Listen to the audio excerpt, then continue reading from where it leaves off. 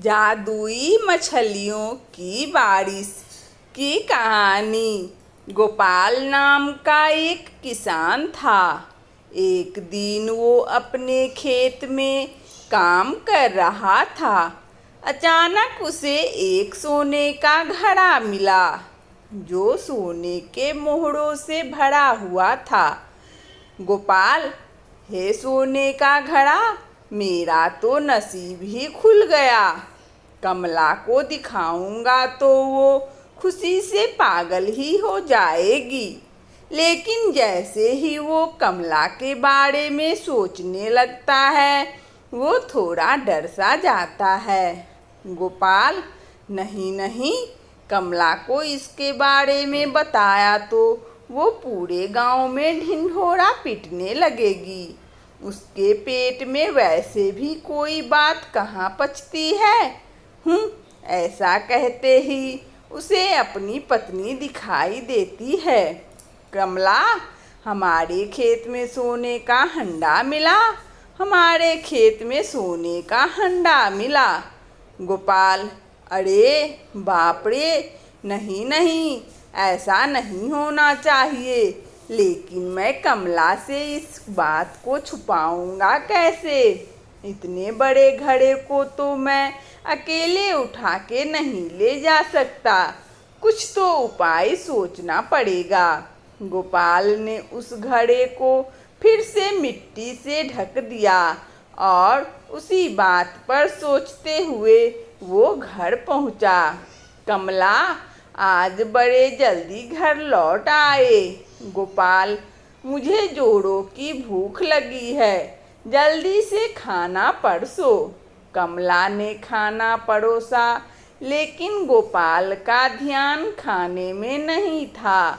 गोपाल, कमला, मुझे भूख नहीं है, मैं जरा बाजार होके आता हूँ। कमला, बड़ी अजीब बात है, अभी तो कह रहे थे कि बड़ी भूख लगी है। तबीयत तो ठीक है ना आपकी? गोपाल, हाँ हाँ, मैं ठीक हूँ। रात को देर हो जाएगी, तुम खाना खाकर सो जाना। गोपाल अब बाजार पहुँचता है। वो बाजार में से कुछ मछलियाँ और लाल रंग के 4-5 डब्बे खरीद लेता है। फिर वो सारा सामान लेकर अपने खेतों में पहुँचता है। गोपाल, मुझे अब काम पे लग जाना चाहिए।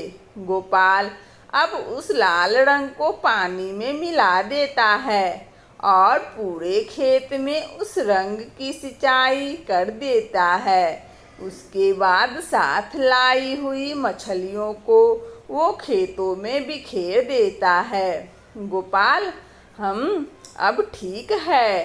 रात को बड़ी देर से वो अपने घर पहुंचता है। गोपाल, अरे ये तो सो गई। कमला कमला, उठो कमला, तुम्हें कुछ बताना है। अरे जल्दी यहाँ आओ। कमला, ओह क्या हुआ? आपको आने में तो बड़ी देर हो गई।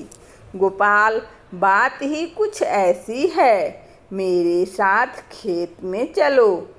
कमला, अभी इतनी रात गए, कल सुबह चले जाएंगे। गोपाल, नहीं कमला, अभी चलो, अपने खेत में बारिश हुई है। कमला, ये कैसे हो सकता है? यहाँ पर तो कोई बारिश नहीं हुई, आकाश भी साफ है। गोपाल, अरे पगली, वही तो बात है, बारिश सिर्फ हमारे खेतों में हुई है, वो भी साधारण बारिश नहीं, मछलियों की बारिश। आसमान से ढेर सारी मछलियाँ अपने खेतों में बिखरी पड़ी है।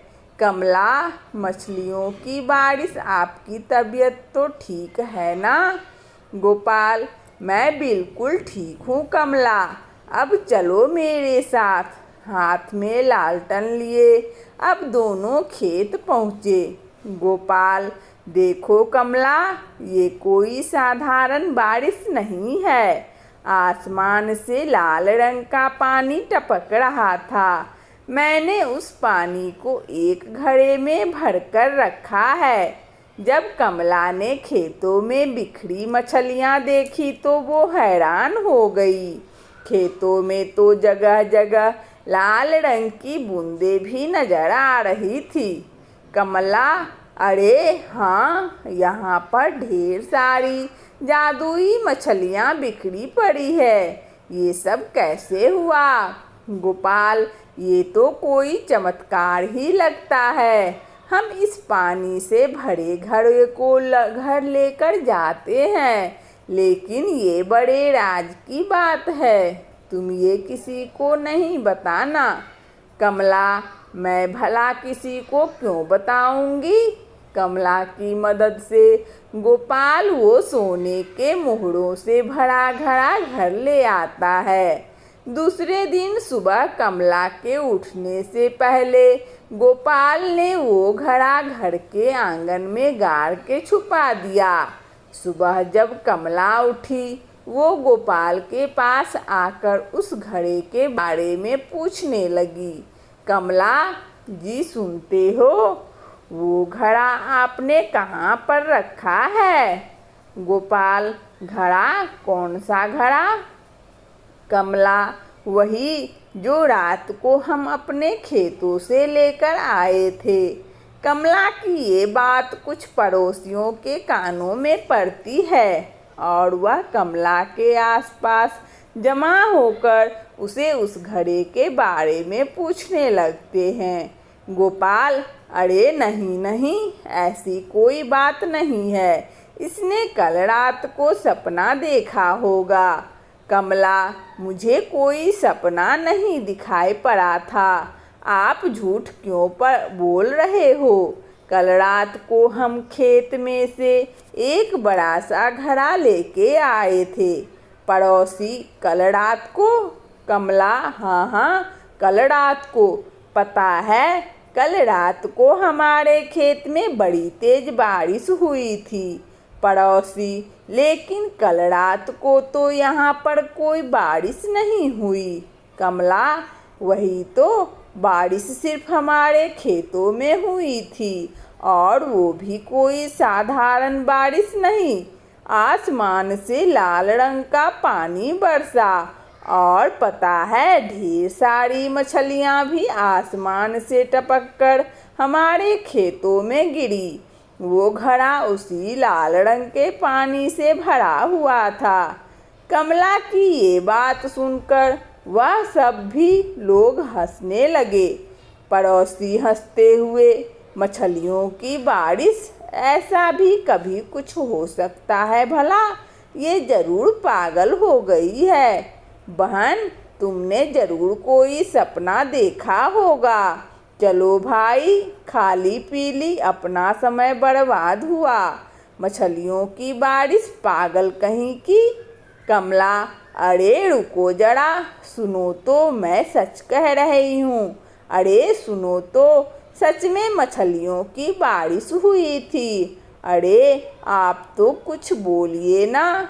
गोपाल, मैंने तो पहले ही कहा था, तुमने कोई सपना देखी होगी।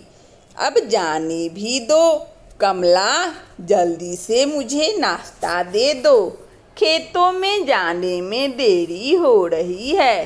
कमला, क्या सच में मैंने कोई सपना देखा है? अपनी पत्नी को पुटपुटा हुए अंदर जाता देख गोपाल मन ही मन मुस्कुराता है। राज की तो बात हमेशा राज में ही रहनी चाहिए, नहीं तो वो राज क्यों कहलाएगा। हाँ हाँ, वंदना स्टोरी चैनल में इस कहानी को सुनने के लिए आप सभी श्रोताओं को बहुत बहुत धन्यवाद। यदि हमारा कहानी अच्छा लगा हो तो कृपया लाइक और सब्सक्राइब अवश्य करें, ताकि नोटिफिकेशन सबसे पहले आपको मिले। धन्यवाद।